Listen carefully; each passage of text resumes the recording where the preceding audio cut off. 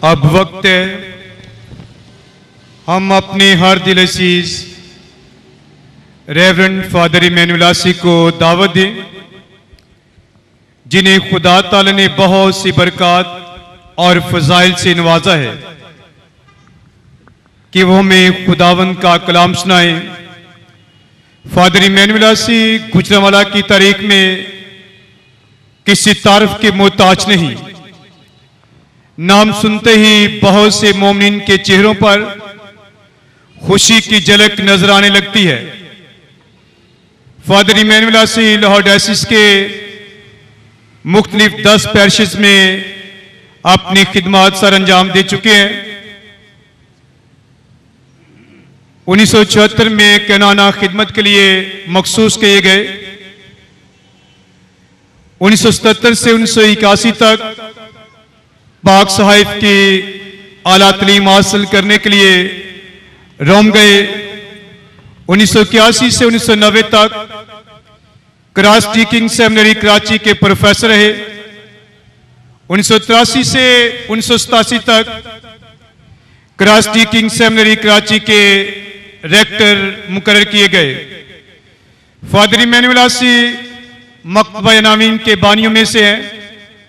Father आसी पाकिस्तान और बैरून मुल्क मुख्तलिफ मकामात पर दर्स व तदरीस और तहरीर व तकरीर की सरगर्मियों में मुंसलिक हैं। बहुत सी किताबों के मुसन्नफ और बेशुमार मज़ामीन के लिखारी हैं। उनकी एक किताब खुदा का मुकदमा दुनिया की मुख्तलिफ 10 ज़बानों में तर्जमा हो चुका है। बाइबल मुकद्दस के नए एडिशन के लिए बहुत सालों से जांफशानी के साथ काम करते रहे हैं। इन दिनों जो नया तर्जमा हमारे पास मौजूद है वो इन्हीं की महरूम मिन्नत है। तो हम जोरदार तालियों की गूंज में फादर इमैनुअल आसी को दावत देते हैं कि वो खुदावंद का कलाम से जोरदार तालियां।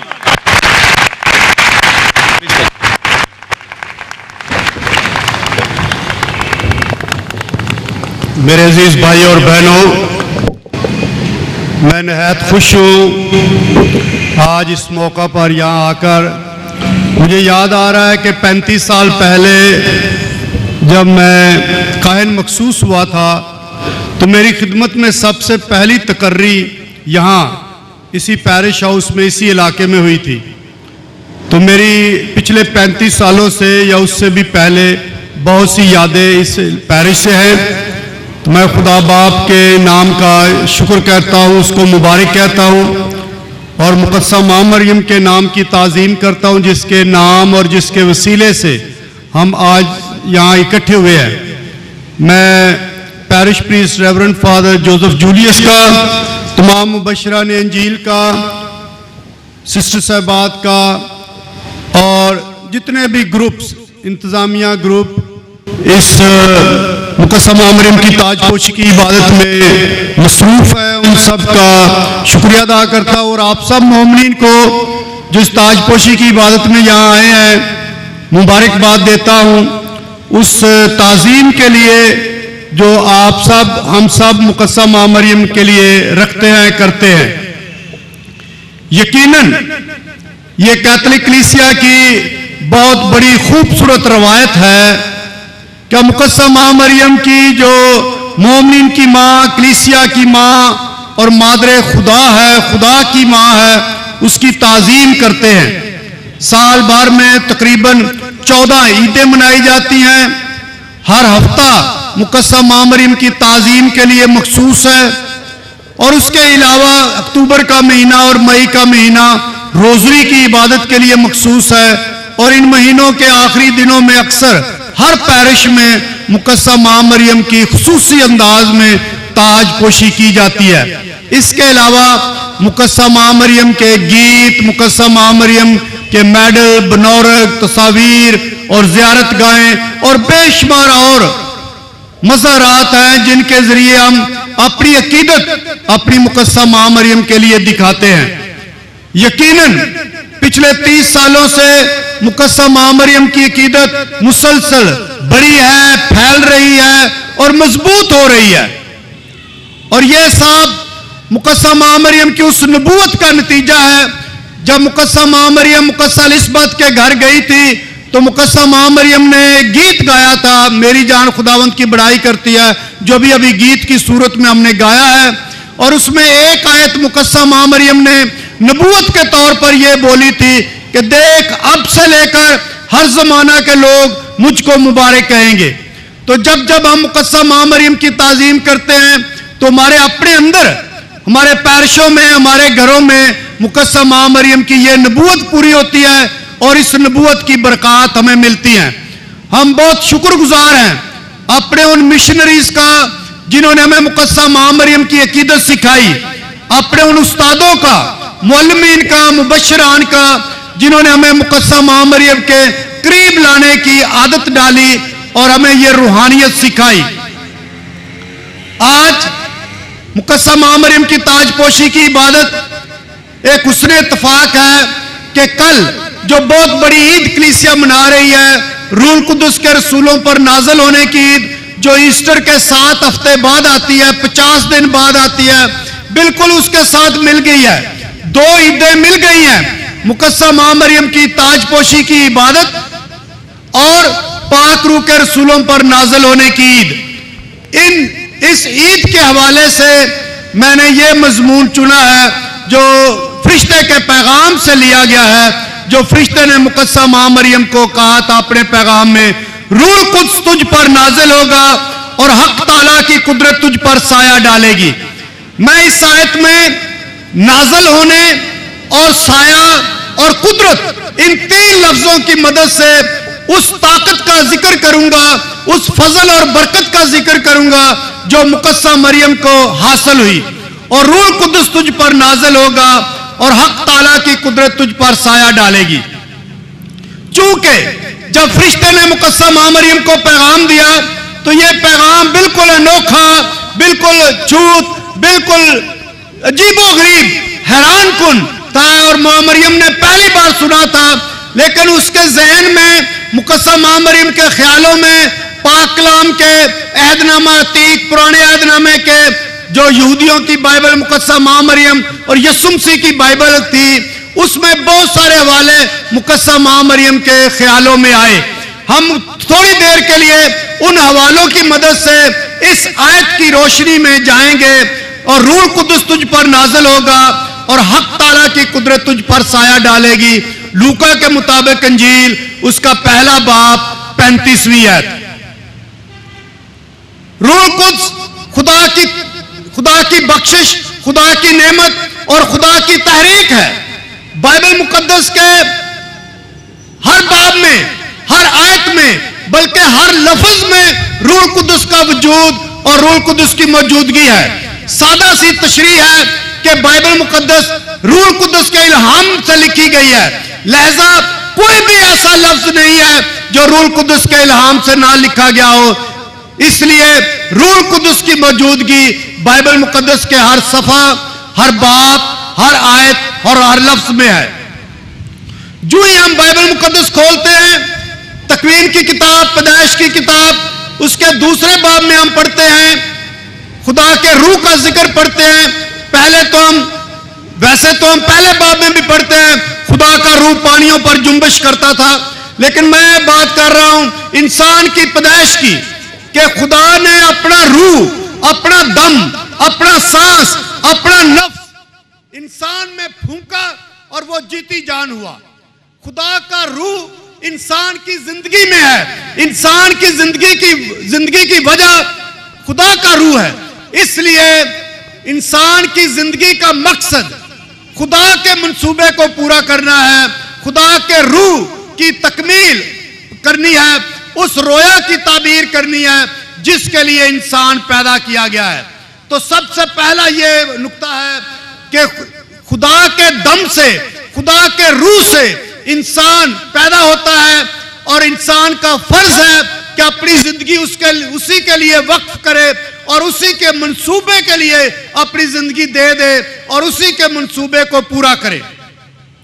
जो ही हम थोड़ा सा आगे बढ़ते हैं तारीख की किताबों में, हम काजियों की किताब में, सैमुअल की पहली दूसरी किताब में, मलूक की पहली दूसरी किताब में पढ़ते हैं कि जो ही किसी भी शख्स पर खुदा अपनी मर्जी से अपना रूह कुद्दुस नाज़िल करना चाहता है तो वो शख्स बिल्कुल अपनी जिंदगी में तब्दील हो जाता है और खुदावंद की बातें करने लगता है, खुदावंद का काम करने लगता है, खुदावंद की राहों पर चलता है और जिस काम के लिए खुदा ने उसे भेजा होता है उसे पूरा करता है। शाऊल जो 12 कबीलों का पहला बादशाह था जिसे सैमुअल नबी ने मसा किया, उसके बाद दाऊद जिसे सैमुअल नबी ने मसा किया जो 12 कबीलों का दूसरा बादशाह था, इन सब पर जब खुदावंद का रूह नाज़िल हुआ तो वो बिल्कुल तब्दील होकर फर्क आदमी बन गए। तकवीन की किताब उसके 41 बाब की 38वीं आयत में जब मिस्र के हाकिम फराउन ने देखा कि हजरत यूसुफ में जो याकूब के 12 बेटों में से एक बेटा था कि इसमें एक हमने ऐसा मर्द खुदा पाया है जिसमें खुदा की रूह है, और उसने एकदम उसे कबूल किया और उसे सल्तनत में अपनी हुकूमत में सबसे बुलंद मर्तबा दिया। और उसने अपने दरबारियों को भी कहा क्या हम ऐसा मर्द पाएंगे जिसमें खुदावंद की रूह है। तारीख की किताबों में इस तरह और भी बातें मिलती हैं कि जब नबियों ने बादशाहों को मसा किया तो खुदा का रूह इंसानों का इंतखाब करता है, इंसानों का चुनाव करता है, इंसानों को खुदा के लिए मखसूस करता है, इंसानों को खुदा के लिए मसा करता है। और जब उन्हें कोई मुश्किल काम करने पड़े, जंग पर जाना पड़ा, किसी जद्दोजहद पर जाना पड़ा, किसी मुखलसी या रिहाई या आजादी की जंग में जाना पड़ा, तो खुदा के रूह की कुव्वत और ताकत उनके साथ थी। ये वो सिफात हैं जो हम पुराने अहदनामे में तवारीखी किताबों में पढ़ते हैं। जब हम नबियों की किताबों में आते हैं तो खुदा का रूह नबियों को नई जिंदगी देता है। नबी के जुबान से जिस पे खुदा का रूह नाज़िल होता है उससे लोगों को नई जिंदगी मिलती है। हिजकिय्याल की किताब उसके 37 बाब में खुदावंद खुदा ने हिजकिय्याल से कहा इन सूखी हड्डियों पर नबूवत कर, और हिजकिय्याल ने कहा ऐ सूखी हड्डियों खुदावंद का कलमा सुनो।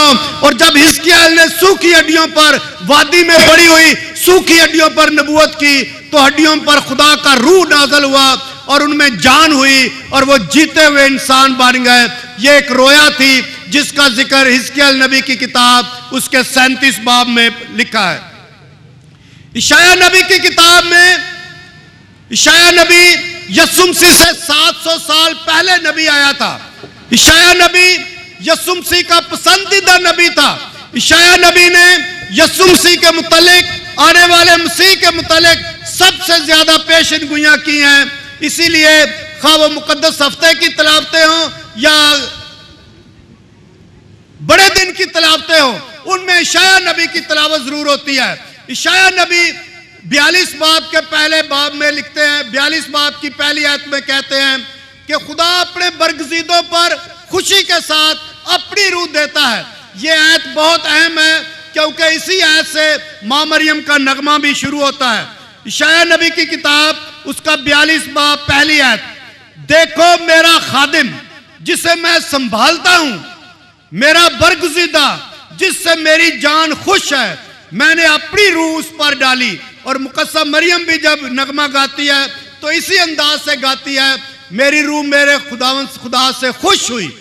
मेरे जीजो, खुदा का चुनाव, खुदा की लोगों को मखसूस करना, बरगज़ीदगी का अमल सब रूह कुद्दुस की तहरीक और खुदा के रूह से है।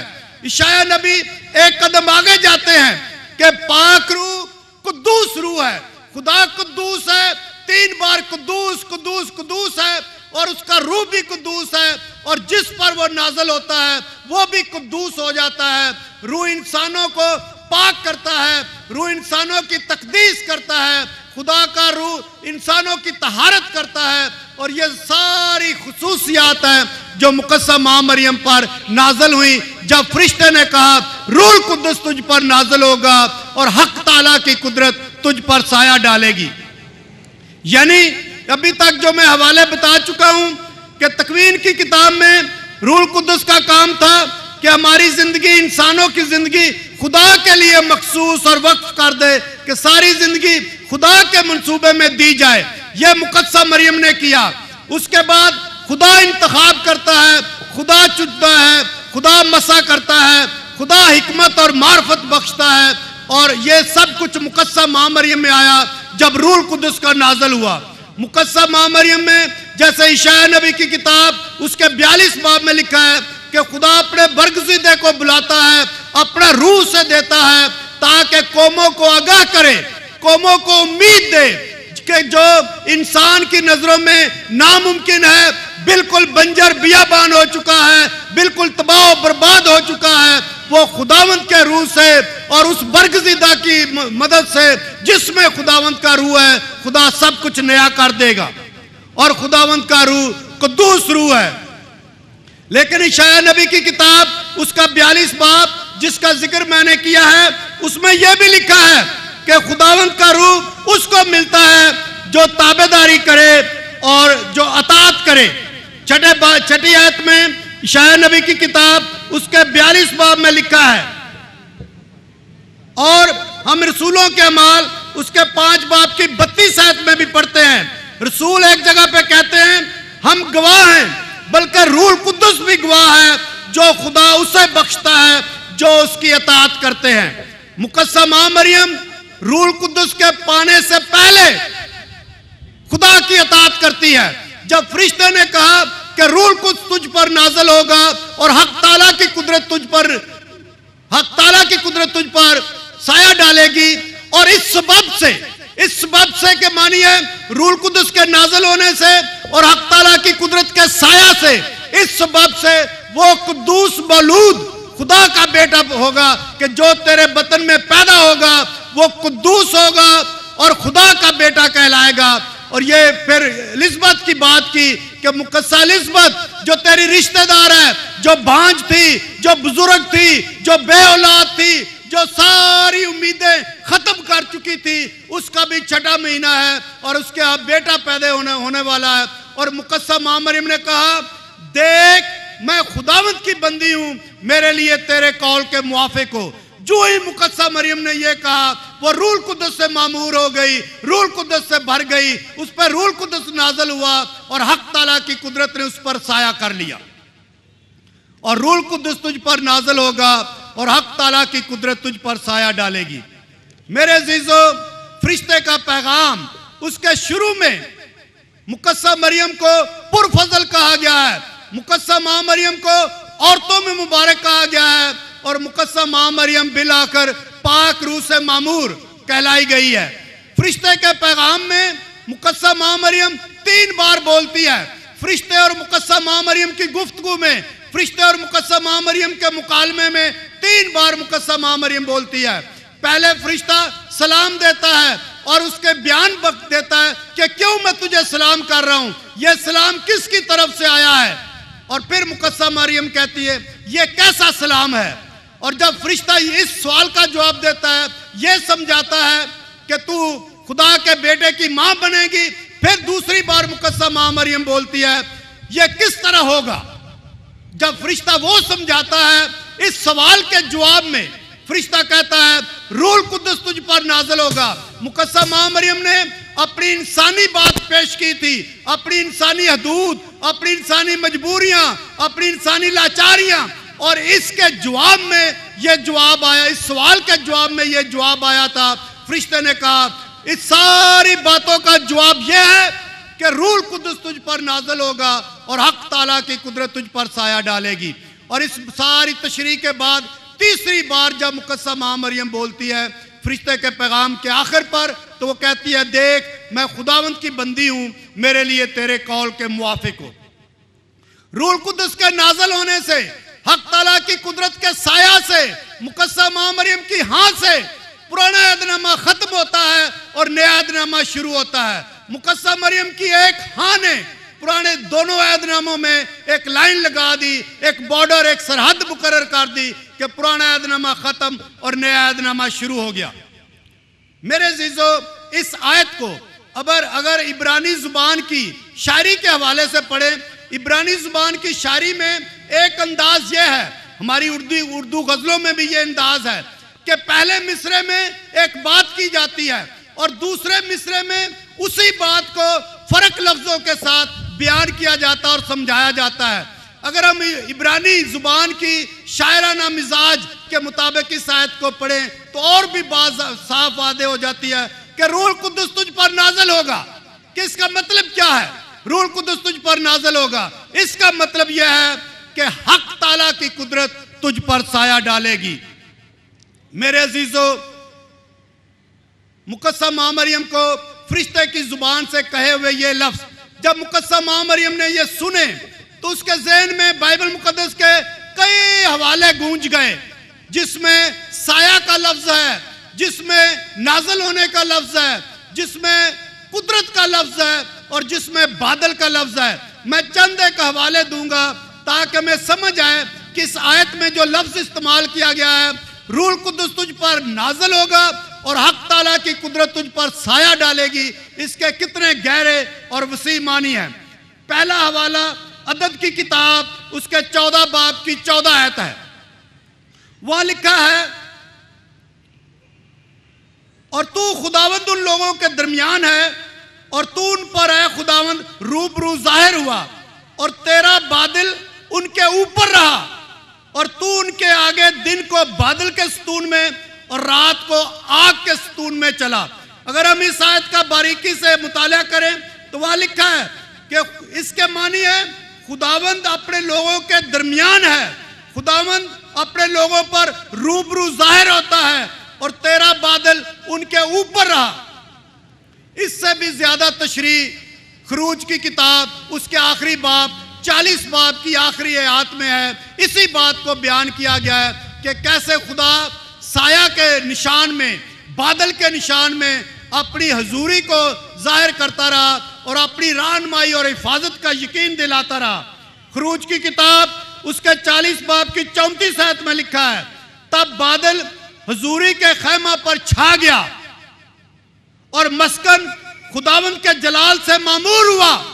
जब मुकद्दस मां मरियम को कहा गया है कि रूह कुद्दुस तुझ पर नाज़िल होगा और हक ताला की कुदरत तुझ पर साया डालेगी, तो इसके ये मानी है, तब बादल हजूरी के खैमे पर छा गया और मस्कन खुदावंद के जलाल से मामूर हुआ और मूसा खुद हजूरी के खैमा में दाखिल ना हो सका क्योंकि बादल उस पर ठहरा हुआ था और खुदावंद के जलाल से मस्कन मामूर था। रूह कुद्दुस के नाज़िल होने और हक ताला की कुदरत के साया के ये मानी है कि खुदा के जलाल की मामूरी ने मुकद्दस मां मरियम को घेर लिया। एक और हवाला ज़बूरों की किताब उसके 121 ज़बूर में हम 4 और 5वीं आयत में पढ़ते हैं। इसके मानी साये के मानी ये भी हैं, ये हम गीत गाते भी हैं। वहां लिखा है ज़बूर 121 5वीं आयत, खुदावंद तेरा मुहाफिज है, तेरे दाहिने हाथ पर खुदावंद तेरा साया है। यानी साया के मानी हिफाजत के भी हैं कि तेरी सारी हिफाजत, तेरी सारी पनाह, तेरी सारी रहनुमाई खुदा करेगा। ना दिन के वक्त आफताब, ना रात के वक्त महताब तुझे इज़ा पहुंचाएंगे। खुदावंद हर बला से तुझे महफूज रखेगा और वो तेरी जान की हिफाजत करेगा। खुदावंद तेरे जाने और तेरे आने की इस वक्त और अब तक हिफाजत करेगा। तो साया के मानी बाइबल मुकद्दस में ये भी हैं। साया के मानी ज़बूर 91 में हक ताला की पनाह और कादर मुतलक की जायज़ सुकूनत है और वहां लिखा है ज़बूर 91 4 आयत में कि खुदा अपने परों से साया करेगा और अपने बाजुओं के नीचे तुझे पनाह देगा। ये सारे वादे इस आयत में मुकद्दस मरियम को दिए जा रहे हैं जब फरिश्ता कहता है रूह कुद्दुस तुझ पर नाज़िल होगा और हक ताला की कुदरत तुझ पर साया डालेगी। मुकद्दस मां मरियम के लिए फरिश्ते का पैगाम कबूल करना बहुत नामुमकिन था, मुश्किल था, यह सोचना भी कैसे हो सकता है। लेकिन इशाया नबी की किताब उसके 32 बाब में लिखा है और यह यकीनन मुकद्दस मां मरियम को याद आया होगा। इशाया नबी की किताब उसके 32 बाब में लिखा है कि जब तक आलमे बाला से रूह कुद्दुस नाज़िल ना हो बियाबान बागीचा नहीं बनेगा। 32 बाब इशाया नबी की किताब उसकी 15वीं आयत में लिखा है, जब तक के आलमे बाला से यानी आसमान से ऊपर से जब तक के आलमे बाला से हम पर रूह उंडेली ना जाए तब तक बियाबान जरखेज बगीचा ना हो जाएगा।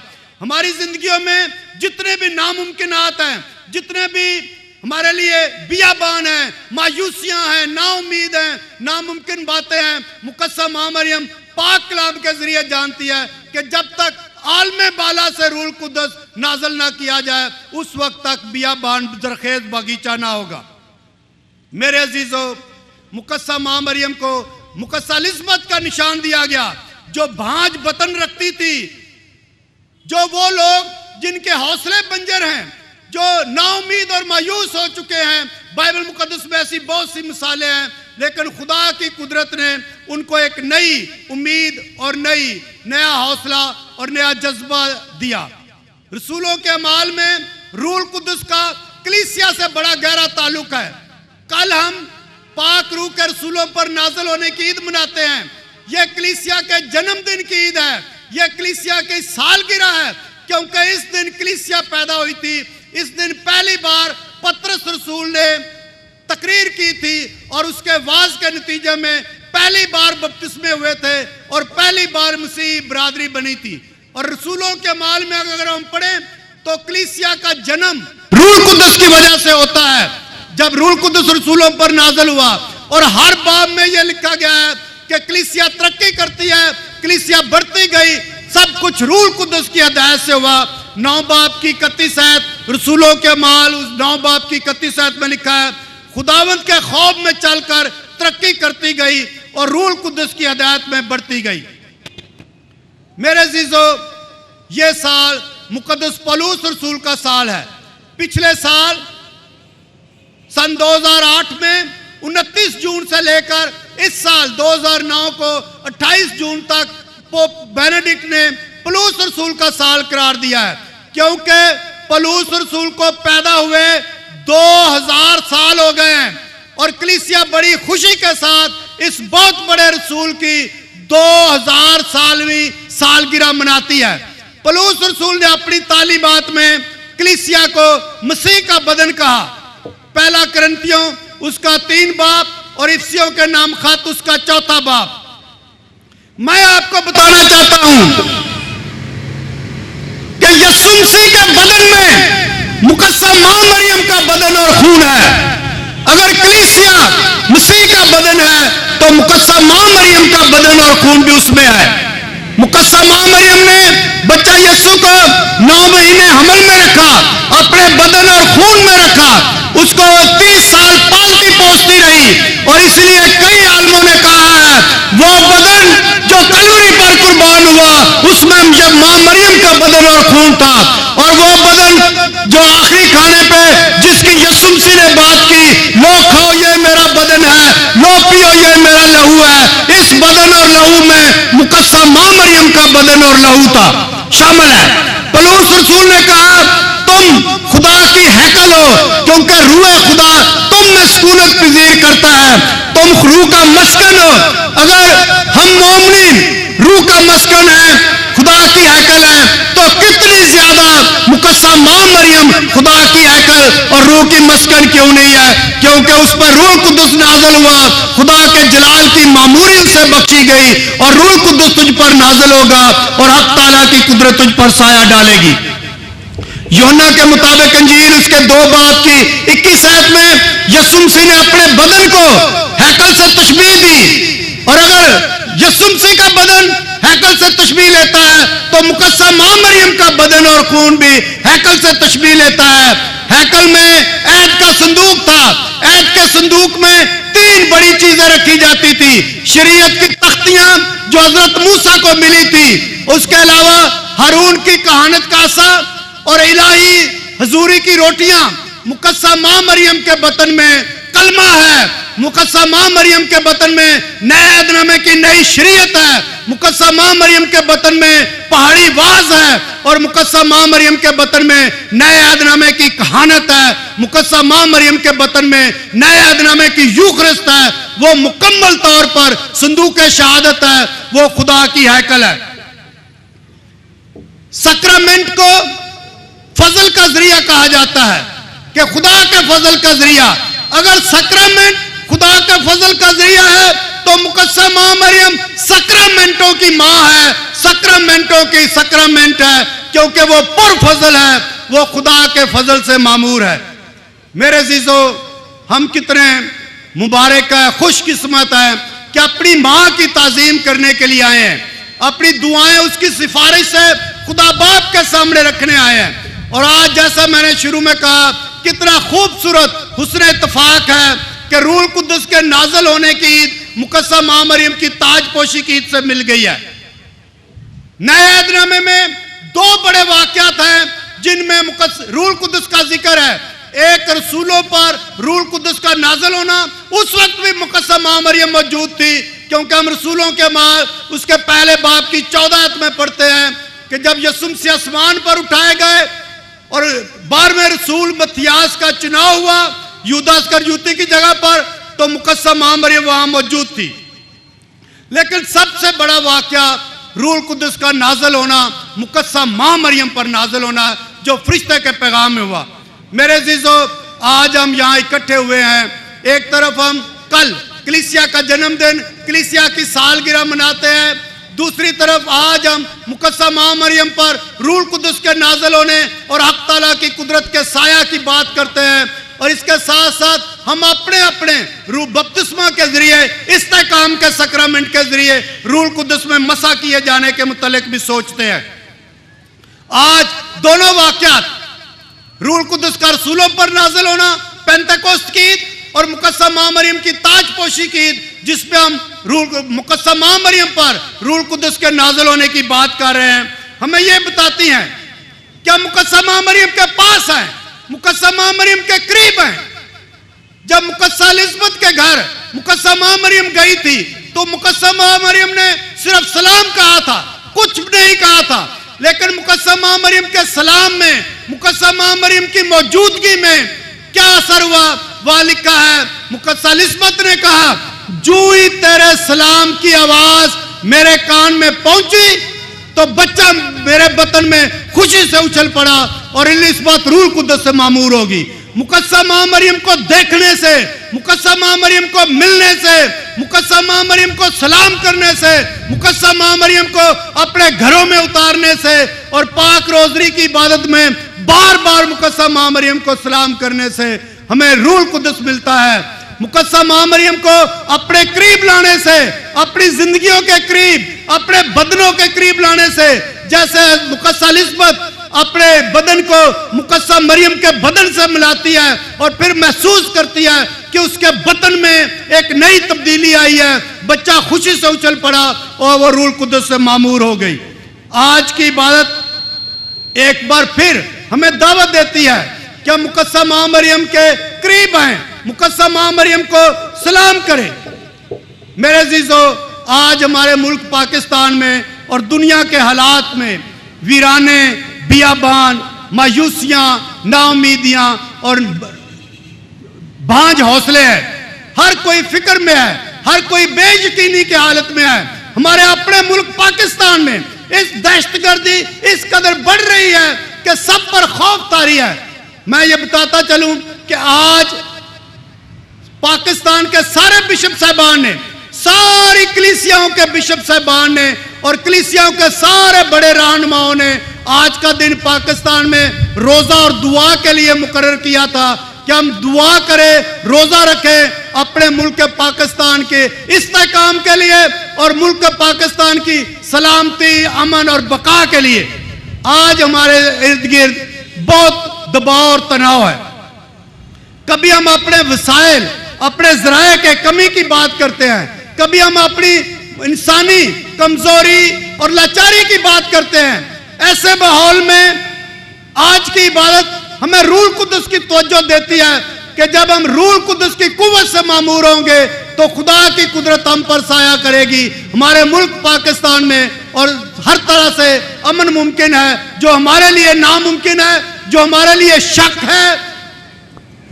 खुदा का रूहुल कुद्दुस हमें तहरीक देता है कि हम नामुमकिन को मुमकिन समझें, खुदा की कुदरत पर, खुदा के वादों पर, खुदा के कलाम पर एतबार करें कि जो कुछ खुदा ने कहा वो पूरा होगा और उसकी कोई बात हरगज बेकुदरत ना होगी।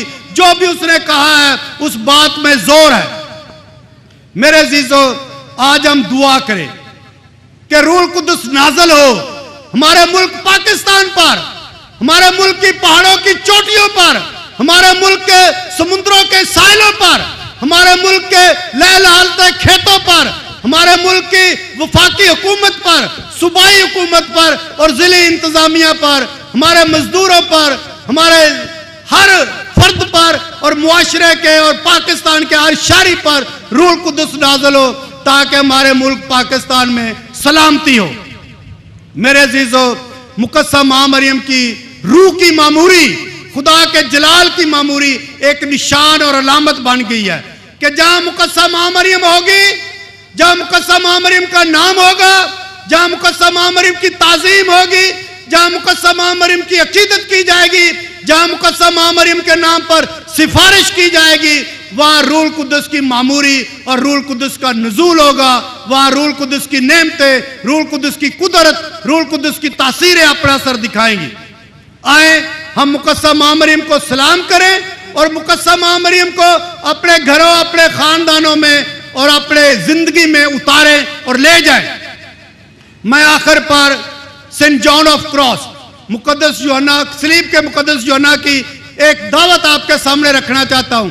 एक सवाल जो उन्होंने मुकद्दसा मां मरियम और एलिज़ाबेथ की मुलाकात के मंजर के वक्त पेश की थी कि कुंवारी मरियम चलकर आ रही है, कुंवारी मरियम चलकर आ रही है, वो रूह से मामूर है, कलमा उसके बतन में है, क्या तुम उसे अपने घर में जगह ना दोगे? आए हम मुकद्दसा मरियम को सलाम करें और उसे अपने घरों में उतारें। आज की ताजपोशी की ये इबादत मैं इस दुआ और इस तमन्ना के साथ आप सबको मुबारक कहता हूं।